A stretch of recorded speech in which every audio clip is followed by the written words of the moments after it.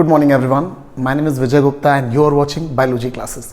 तो students, biology की class में आप सभी का वेलकम है। एक बार फिर से हाउ टू ड्रॉ एक सीरीज़ है आपके लिए, आपके एग्ज़ाम के इंपॉर्टेंट डायग्राम्स के लिए, जिसमें मैं आपको अलग अलग तरह के जो भी आपके एग्ज़ाम के डायग्राम्स हैं, इंपॉर्टेंट डायग्राम्स हैं, उन पर वीडियोस बना रहा हूं आप सभी के लिए।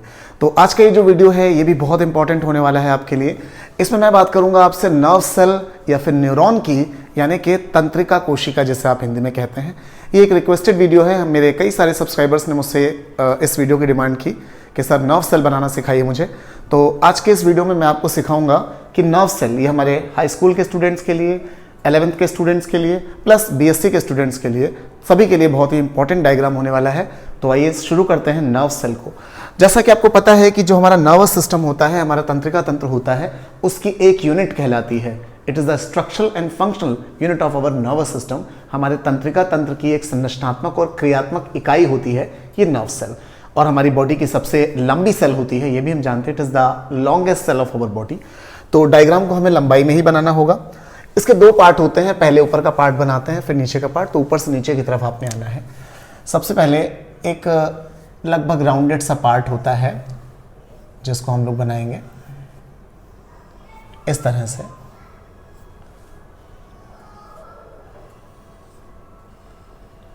और इसका ये वाला जो पार्ट है इसको हम लोग नीचे तक लेकर आएंगे।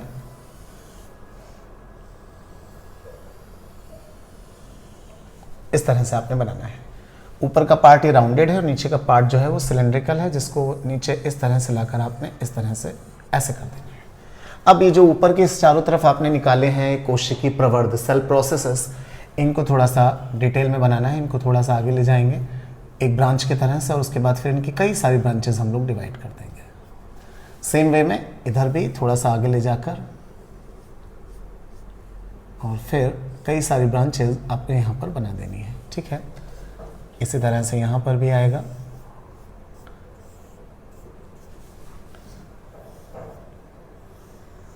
तो बहुत ही इजी वे में सभी ब्रांचेस आपने इसी तरह से निकालनी है और ऐसे कई सारी ब्रांचेस में इनको फिर से डिवाइड कर देना है।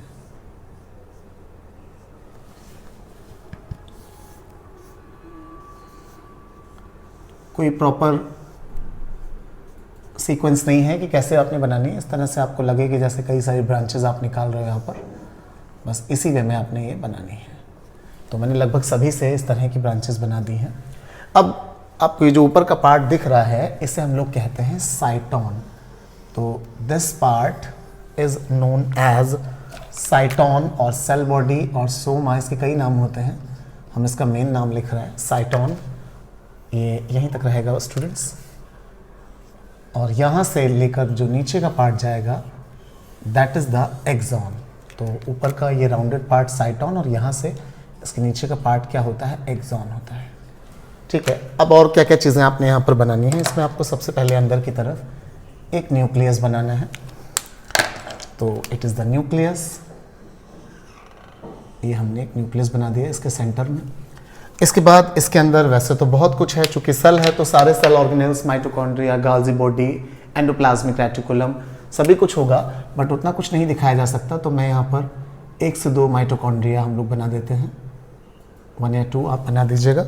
उसके बाद आप चाहो तो थोड़े से गाल्जी बॉडीज़ भी दिखा सकते हो यहाँ पर इस तरह से। इसके बाद जो एक इम्पॉर्टेंट चीज़ है वो क्या है कि यहाँ पर एक बार बॉडी आपने बनानी होती है। बार बॉडी क्या होती है इस पर मैं आपको एक सेपरेट वीडियो बनाकर इसके बारे में बताऊंगा। तो एक और डार्क कलर की structure, that is the bar body. और लास्ट में हम इसमें कुछ ग्रेन्यूल्स बनाएंगे, कुछ कण बनाएंगे इस टाइप से, जिनको कहा जाता है निसेल्स ग्रेन्यूल्स। तो these are the granules which are known as Nissl's granules. ठीक है, तो कई जगह पर ये छोटे छोटे से मैंने ग्रेन्यूल्स बना दिए। इसके बाद जो भी जगह बच रही है उसमें हमने यहाँ पर साइटोप्लाज्म यानी कि कोशिका द्रव्य भरा हुआ दिखा देना है। अब आते हैं हम नीचे के पार्ट पर। तो नीचे का ये जो पार्ट होता है इसे एक्सॉन कहते हैं। इसके चारों तरफ एक लेयर होती है जिसे कहते हैं एक्सोलेम्मा। तो ये हमने कहीं कहीं पर अंदर से दबी हुई से लेयर बना दी और इस लेयर को कहा जाता है एक्सोलेम्मा।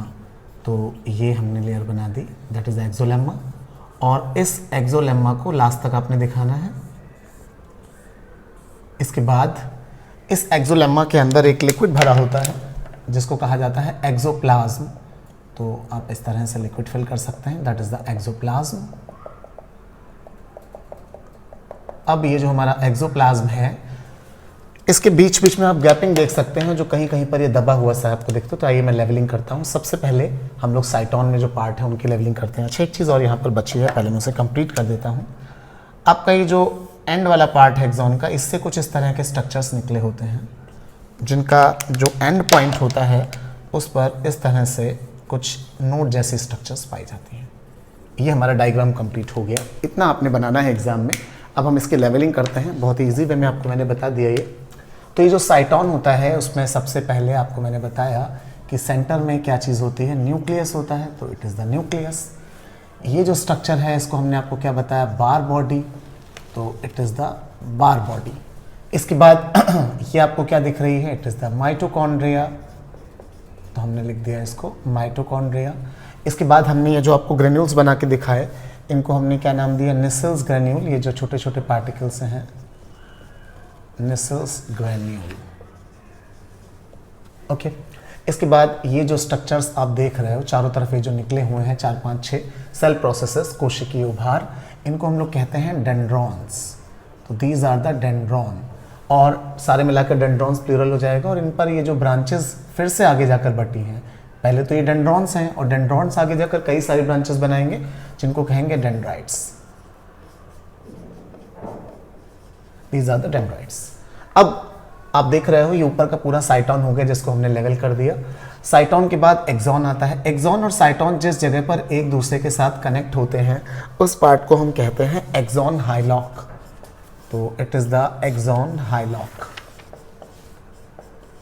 ये हो गया हमारा एक्सॉन हाइलॉक। इसके बाद एक्सॉन पर जो लेयर होती है बाहर की, उसको मैंने आपको क्या बताया, that is the axolemma. Axolemma के अंदर जो लिक्विड भरा हुआ है दैट इज द एक्सोप्लाज्म। ठीक है, और आपको बता दूं कि ये जो बीच बीच में गैपिंग्स होती हैं इनको हम लोग नोड कहते हैं, और दो नोड्स के बीच की जो डिस्टेंस होती है उसको इंटरनोड कहा जाता है। तो it is the internode. Finally सबसे नीचे का ये जो पार्ट है दैट इज कॉल्ड टीलोडेंड्रियन। तो इससे हमने कह दिया टीलोडेंड्रियन, और टीलोडेंड्रियन के तरफ ये जो नीचे निकले हुए हैं इनको हम कहते हैं सिनेप्टिक नोड। सिनेप्टिक नोड, आपको बता दूं कि एक न्यूरॉन के जो सिनेप्टिक नोड होते हैं, इसके जो दूसरी न्यूरॉन है जिसके साथ ये कनेक्ट होते हैं वो डेंड्राइट से कनेक्ट होते हैं। तो इस एक न्यूरॉन का सिनेप्टिक नोड, दूसरे न्यूरॉन का डेंड्राइट, इसी तरीके से आपस में कनेक्ट होकर न्यूरॉन्स एक दूसरे के साथ जुड़ जाती हैं। तो ये जो डायग्राम हमने आपको बताया ये था हमारी नर्व सेल, न्यूरॉन या तंत्रिका कोशिका, कुछ भी कहिए। तो ये मैंने इजी वे में आपको बता दिया, साथ ही साथ मैंने आपको इसकी लेवलिंग भी बता दी और कुछ ऐसी बातें भी आपको बता दी जिनसे सुनकर आप इसके बारे में एग्जाम में लिख भी पाओगे। तो उम्मीद कर रहा हूँ वीडियो आपको पसंद आया होगा। अगला वीडियो मैं आपका जो साइटोलॉजी की वीडियोज़, कल मैंने एक साइटोलॉजी का प्लांट सेल का डायग्राम अपलोड किया था, तो मैं उसी के सेल ऑर्गेनेल्स पर वीडियो बनाऊंगा। फिर भी अगर आपकी कोई रिक्वेस्ट है तो बिल्कुल आप मुझे बताइए, आपकी रिक्वेस्ट के अकॉर्डिंग में भी मैं वीडियो बनाने की कोशिश करूंगा। इस वीडियो में फिलहाल इतना ही, मिलते हैं नेक्स्ट वीडियो में। Thanks for watching, have a good day.